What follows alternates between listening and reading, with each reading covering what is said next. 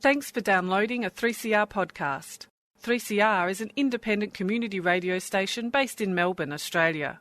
We need your financial support to keep going. Go to www.3cr.org.au for more information and to donate online. Now stay tuned for your 3CR podcast.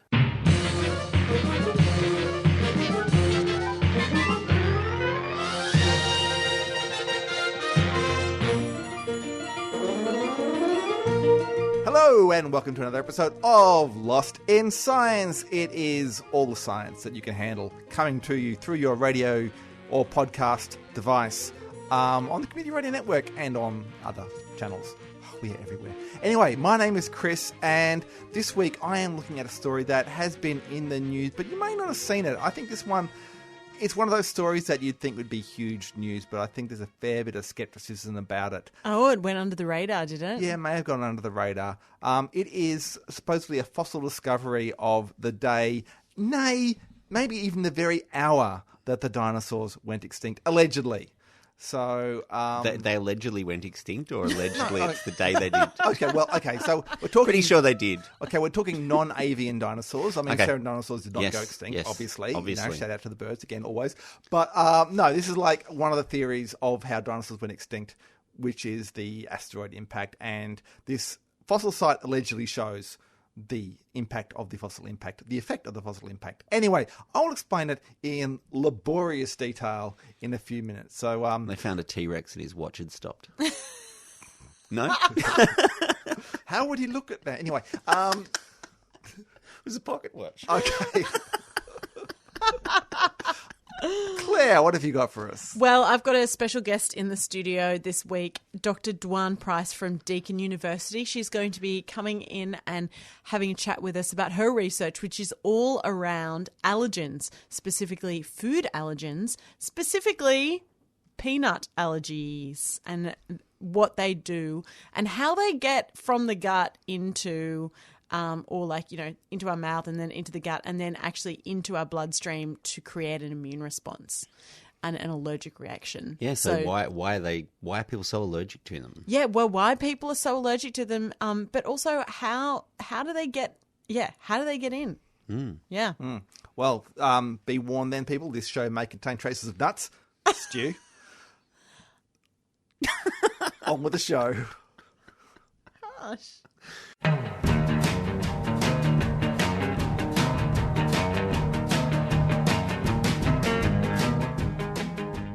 So, I am talking today about a sensationalized new discovery that allegedly records the day or even the hour that non-avian dinosaurs went extinct. So when you say discovery, just for everyone who is not in the studio, you put your fingers up in inverted commas and did sort of like rabbit's ears around discovery. Yeah, and I'm not actually saying this is not a real thing. Like, if it is what it's claimed to be, it's going to be huge, but there's also a lot of hype and makes it hard to judge. It's one of the things I think you have to wait for the scientific dust to settle. So someone's claiming that they know when the exact time that dinosaurs. Well, it's not about the exact time they found fossil evidence of it. But look, let's look at this in detail, because we need to I need to set the scene. Okay, we've got a bit of history to catch on. We've got something like 66 million years of history to catch up on for this, right? Whew, strap in. Yeah. So, okay, you know that the dinosaurs went extinct, the non-avian dinosaurs, shout out to the birds. Non-avian Yes. dinosaurs went extinct at the end of the Cretaceous period, right? And that was 66 million years ago. Now, is that what made the end of the Cretaceous period, isn't it? Yeah, essentially. Yeah, right. Yeah. And what caused this extinction is one of those, I guess it's in the popular imagination, it's one of those big scientific questions. And there are all sorts of theories floating around until, so I talked before about how physicists like to think they know everything and then move into other fields and just take it over. So in 1980, Nobel Prize-winning physicist Luis Alvarez, together with his son Walter, published a theory that an asteroid strike may have caused the extinction of the dinosaurs. He did not win the Nobel Prize for this. He won it for inventing the bubble chamber, which allows you to see particle collisions. But he went I thought Nobel Prize, I can go and solve the dinosaur extinction. I thought Willy Wonka invented the bubble chamber. No, different bubble chamber. Different bubble chamber. Right. But the reason for this theory was because at the end of the Cretaceous, the boundary at the end of the Cretaceous, they call it the KPG or the KT boundary, K for Cretaceous, even though it starts with a C, and PG is the Paleogene, which is the next period in the geologic record, also used to be known as the Tertiary period, hence the KT. So it's still often called the KT boundary, even though it's no longer the Tertiary period. You following? Yes. Yep. Yep. At this boundary, there is a thin layer. You find it all over the world, this thin layer that's rich in the element iridium, an element that is rare in the Earth's crust but is found commonly in space rocks. Oh. And there are also other features like tektites. It's like the asteroid's calling card. Yeah. There are other features like tektites, which are these little kind of glass spheres with a rock that has kind of been thrown up in the atmosphere and melted. Marbles. And, yeah, a bit like marbles. Not necessarily as big as marbles, though. Also a calling card. So they based on this evidence, and they said how this asteroid could have, wiped out the dinosaurs. And the theory then was reinforced about a decade later when there was an impact crater identified, the Chicxulub impact crater on the Yucatan Peninsula. So that's around Mexico. That's in Mexico, yeah. And for most people, that kind of was case closed, because it's a nice, big, simple story explaining the It extinction is. Great. Love it. But not everyone agreed. There were some geologists, supposedly, Some people who dedicated their life, not just blown in as a physicist. Yeah, and they objected to a physicist. I wonder What a surprise. And there was an alternative hypothesis. This is the Deakin traps. Have you heard of the Deakin traps? No, sounds less straight and, straight. I don't know. It sounds like a northern UK, I don't know, hip hop outfit or something. What it is, it's an enormous volcanic deposit that's found in India, what today is India. And it's huge. It covers about 500,000 square kilometres. There is basalt up to 2 kilometres thick in places. It is enormous. And this volcanic eruption would have led to incredible emissions of greenhouse gases, which could cause, massive climate change. And this sort of thing, we believe, has happened before in Earth's history. The biggest mass extinction event in Earth's history was about 252 million years ago. There was a Permian Triassic event, and that is believed to have been caused by similar eruptions of the Siberian traps. So there's reason to believe that massive volcanic eruptions like this will cause devastation to the climate. And there's also the interesting observation that although the dinosaur fossils, which is what we're interested in here, they seem to disappear well before this iridium layer, this KPG boundary, which suggests that the extinction was well underway before the asteroid actually hit. Right. So it wasn't actually at the KT boundary. Well, that's the thing. The KT boundary is the clear end of the Cretaceous, but the dinosaur fossils taper off. How much so they taper off is not totally clear from the research I've been able to do. But there was a paper published a couple of months ago, actually, in February 2019, that suggested that these two events may have been related. Because when they look at the peak of the eruptions, the Deakin traps, it was pretty close to the impact event. It was about 50,000 years close. Wow. So they're suggesting that Super close.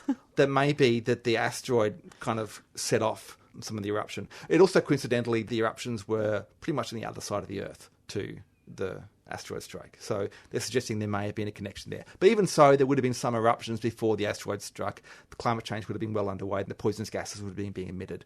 But it's kind of going, maybe both people are right. Anyway, so that was the situation a couple of months ago. Then there's the latest announcement. So this is due to fossils that were found at a site in North Dakota. The lead author is someone called Robert De Palma. Not Robert Palmer, but... Not Brian De Palma's brother? No, of course not, Stu. It's actually Brian De Palma's second cousin. Is it really? Seriously. You're starting to see where this is going. Yeah. Okay, so this site apparently has a lot of marine creatures found inland where there should have been fresh water, and they're also mixed up with all kinds of vegetation. You find tektites, there's little tiny impact craters of tektites hitting the ground, but also tektites supposedly in the gills of some of the fish. And supposedly there are even dinosaur fossils, including perfectly preserved feathers and even eggs, which suggests that the dinosaurs were far from extinct when this happened.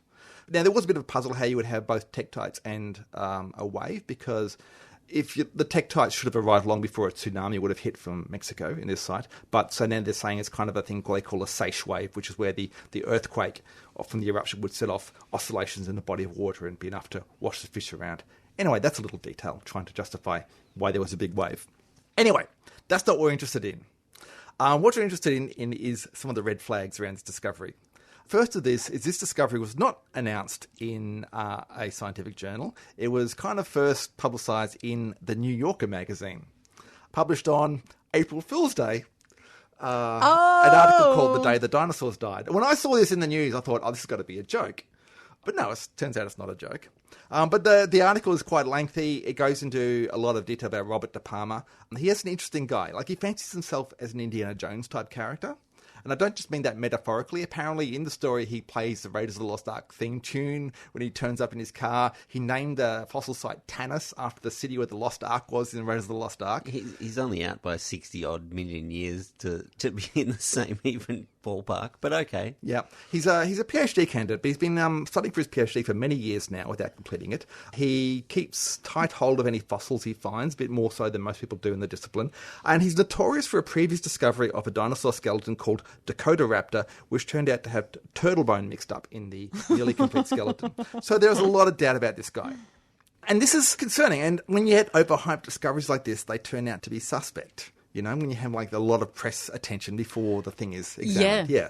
And people point out that we've had this before, like in paleontology. About 10 years ago, I don't know if you remember, there was a fossil that was much publicised. It was called Ida.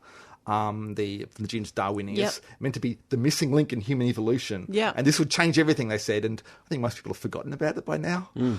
Yeah. Did it change anything? No, it didn't change anything. So anyway, Lies. but there has Broken actually promises. since been a scientific article published in the Proceedings of the National Academy of Sciences. It describes only a fraction of the sensational findings outlined in the New Yorker article. It only mentions one dinosaur bone, and that's just in a supplement to the article, and it's kind of presented as it could have been washed in from somewhere else. So far, the published scientific results are not as stunning as the New Yorker article claimed it was. Some people have said that it shouldn't be called Dino Killer Wave, it should just be called Fish Pile, because that's what he discovered was a pile of fish. Anyway, we can't say it's not a real thing, though. There may be more papers to come, so watch out for it. And it's not just him working on it as well.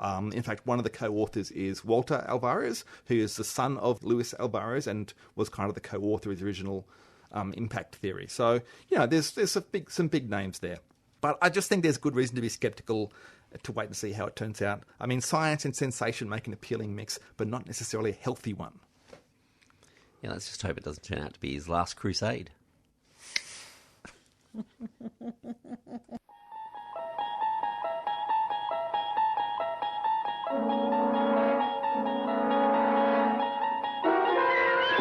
You're traveling through another dimension. A dimension not only of sight and sound, but of mind. A journey into a wondrous land whose boundaries are that of imagination. That's the signpost up ahead. Your next stop. Lost in Science. A lot has been reported recently about the increase in food allergies in our population, and my guest today knows more than most people about this, specifically about peanut allergies. She's an expert, Dr. Dwan Price from Deakin University. Welcome to Lost in Science. Thanks for having me. Now, Dwan, let's start with the basics. I say peanut allergies, I say allergies, but what is an allergy? Yeah, right. That's a really great question.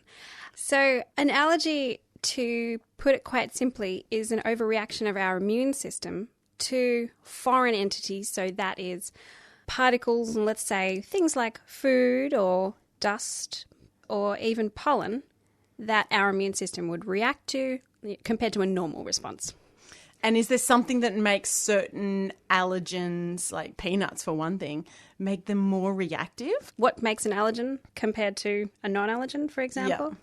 So my work focuses on food allergy. So just to use food allergy as a really good example, allergens tend to be very robust. And when we talk about an allergen, it is a protein. So I'm not talking along the lines of a piece of steak. It is a small, tiny little molecule. And what makes them very robust is they tend to be really tightly packaged. Think of it like if you tied your shoes with 50 knots instead of just one. They are so hard to undo. And what makes them quite clever, I'm reluctant to say clever because allergens seem to be the nemesis. What makes them quite clever is that they have several obstacles that they have to pass. And when I say obstacles, I mean, well, firstly, they have to be treated in the manufacturing process. So heated, boiled, cooked. They have to withstand that. Secondly, they're chewed in the mouth. They've got to make it through that. And the associated enzymes that we have in our mouth as well, they start breaking that food down. Likewise, they break the allergen down.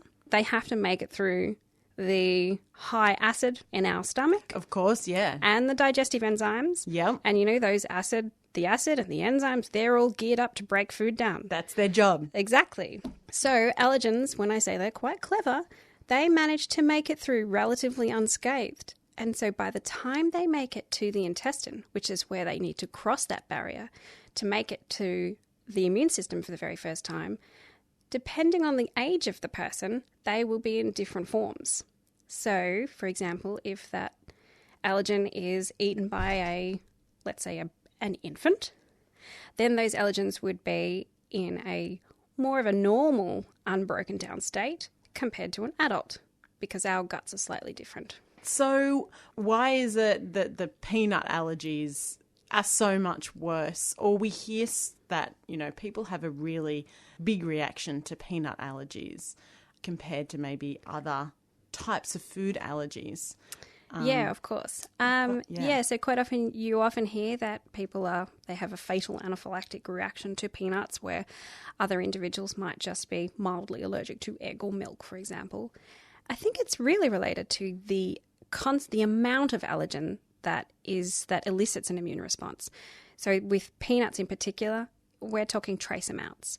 It could be if somebody has eaten a peanut butter sandwich, the residue left over on the lips, kissed to an infant, for example, could cause a reaction.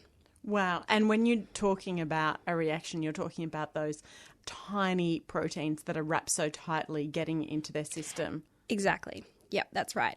So enough to be able to transfer even trace amounts of allergens that can elicit an immune response. What drew you to food allergens in general? That is a bit of a journey, I would suppose. So I grew up in the country, and as a naive country girl, I suppose I had an interest in the human body, and I really liked puzzles, and I was a smart kid. So I thought naturally I would study medicine. And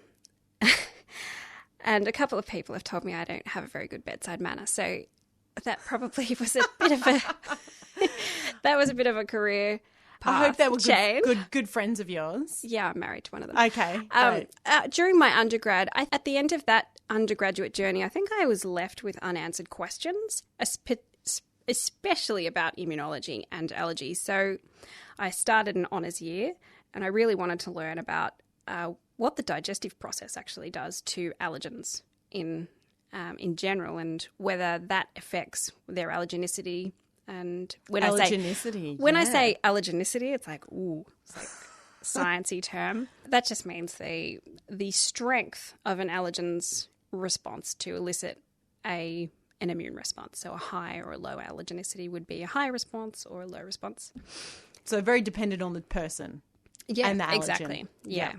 And so then that led me to further opening of doors of unanswered questions. And I suppose you could say I fell into a PhD because I had all of these unanswered questions.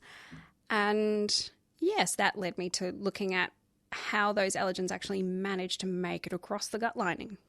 Right. And so that's what your PhD was about? That's correct, yeah. What did you actually do, and what did you find? How do they make it across the gut lining, and how do you figure that out? All right. So to figure that out, quite simply, you need to build a model of the gut lining. Oh, great. So, in your sink or in your lab?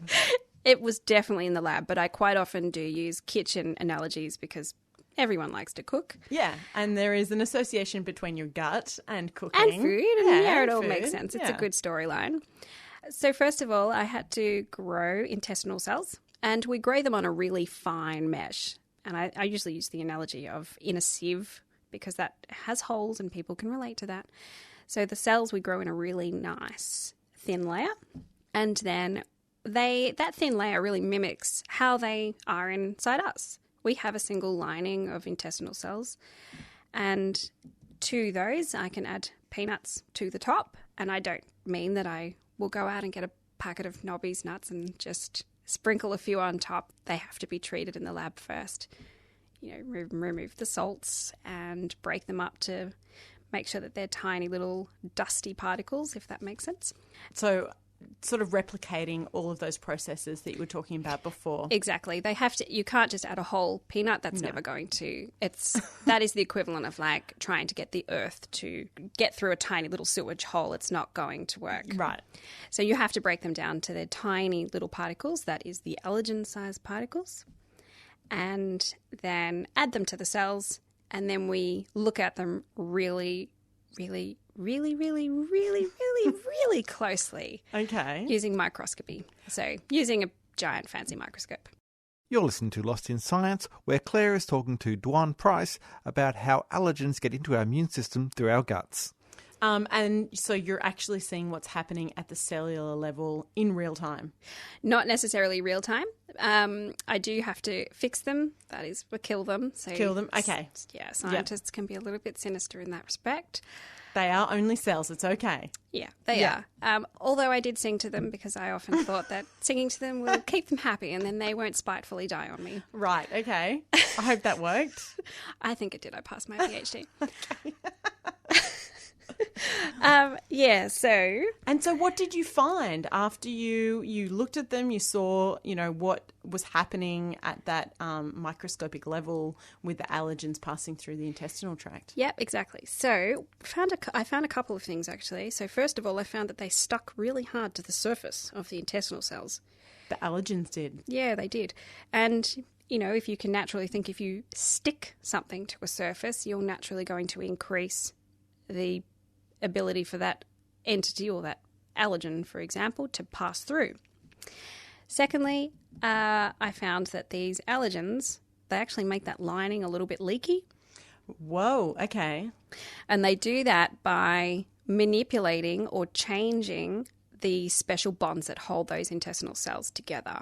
Right. So they squeeze through this middle, so squeeze through the cells? I didn't specifically see them squeezing through, like trying to part the cells apart, but in a Moses allergen style. Yes, exactly. There was definitely no Moses happening.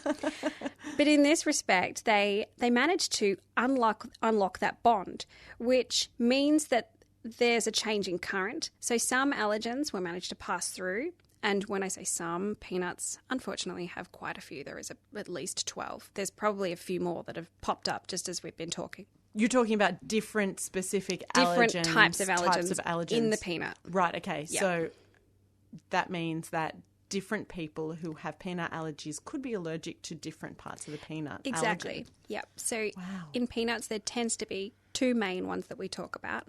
And the other allergens, they're very structurally similar to the two main ones.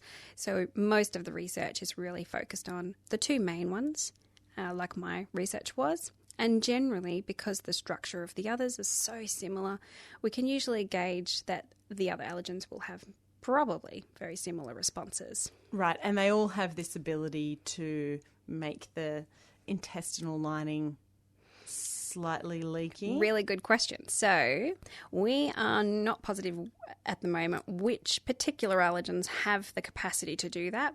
I personally believe it's a combination of all of them working in unison, like an evil tribe of allergens, all working together to get to some very sinister motive. End at the end. Big sinister motive. Right.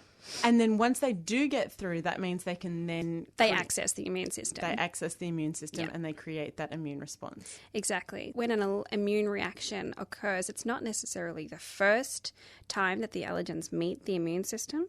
It's usually the second and subsequent times that those allergens meet. The first time is about priming.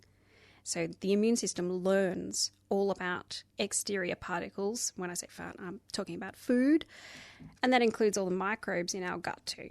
With what you found out about how peanut allergens access into the blood, how can we then take your learnings and apply them? Exactly. How can we translate it? Well, what we learn is how they cross. And we can use those same mechanisms to be able to either A, stop them. We can't necessarily stop the actual passage that they cross because that's a crucial transport mechanism that the cells need. Yeah, we need food. We need it. Yeah. We need food. That's just, if you stop those, you'll stop absorption. Yeah. And throwing the baby out with the bathwater. Exactly. That's not the way to do it. But what we can do is, because we've learnt more about how these allergens are more allergenic, we can either, I don't want to say GMO, but I will, we can work to produce perhaps peanuts that have a lesser capacity to be able to transpose or cross this barrier compared to other nuts. Incredible. So now that was your PhD research? It was. So now what's next for you, Dwan? I'm actually working on thunderstorm asthma at the moment. Sorry, what? I know, tangent. Well, us scientists, we are very good at utilising the same kinds of technologies in different areas. So at the moment, my postdoc is actually working on thunderstorm asthma, and I run the Deakin Airwatch program at the Burwood campus. Fantastic. Yeah, it's really fun. You get to be on the roof at the crack of dawn each morning collecting pollen, and when I say collecting pollen, people often have this Heidi-like image of collecting flowers in the meadow. It isn't like that up on the roof of Deakin University? No, it's not. It's quite a wind-blown rooftop, and I work with, it's like a miniature green windmill with a little pump on it that sucks in air and pollen, and I collect that each morning. Right, and so so you collect it each morning, and then you make an assessment During the pollen season. during the pollen season, That's which correct. is Through October through to December. Fantastic. Well, now, Dwan, how can people find out more about the research that you did for your PhD, your peanut allergy research, and also your pollen research? Yep. Okay. Well, first of all, you can look up my odd name on the Deakin website. You'll find me there under Dr. Dwan Price. Also, Twitter at Dwan Price. You'll find me there as well. And you can also find me on LinkedIn. I'm always spamming science. That's fantastic. Well, Dwan, thank you so much for coming and explaining your research today. I feel like I have a much better understanding of what these allergens really are, these little bound up tight little proteins. Best of luck for the future asthma research. Can you please come back and tell us a little bit more about it? Of course. Yeah, I'd love to. Thank you again. And that is it for another episode of Lost in Science. Lost in Science is, of course, recorded at the studios of 3CR in Melbourne and airs across Australia on the Community Radio Network with the support of the Community Broadcasting Foundation. We would love to hear from you, so if you please like getting in touch with us, please do so. You can drop us a line at lostinsci@gmail.com, or you can find us on Facebook. We are Lost in Science on 3CR. We're on Twitter as well. We are at Lost in Science 1, I believe. We're also on your friendly podcast app. If you're able to go on there and give us a good rating and review, please do so, because it helps to tell other people that we're good, and then maybe they will find us and like us as well and share the science love. Or if you want, you can just listen to us on the radio, where we're on again at the same time every week, when Claire, Stu and Chris get Lost in Science!